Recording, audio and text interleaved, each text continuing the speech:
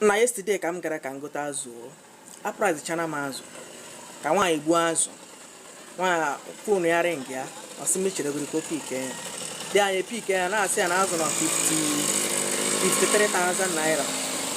That is 1 kilo. That carton no 53,000 naira.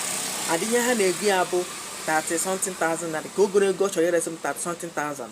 Nwaanyị nọ deba m sịkwa m na ya na-egbu mezi na ya ga-erezi that one. Na sị ebe ọ bụ na ya ekwuchana price ya ezie m nke o mere m already. O kwechiri lai nwanne ihe siri ike kịta ọ bụrụ azụ kpọọ nkụ ka ịhụ were ha kọrọ imi ọ bụ na azụ adịghị adị ya nwanne si nye ntu ahụ enyekwana dị pressure. Don't pressurize your husband. Now they one woman who said they na 7,000 every day. And they may maybe I can 7,000 every day when you not gonna complain. Family of 5. Just thinking at dinner now monata or emotara. One emana is game management. You may no good on imi aketana sirike. Onye hu nebe, onye azu nebe. Pata akwa na azu so kwebe. Mmadụ ga kato fence ya. Agụọ do n'obodo. Oh, alaala, ogiri daji wezi yobo, alaala, ogiri daji wezi yobo,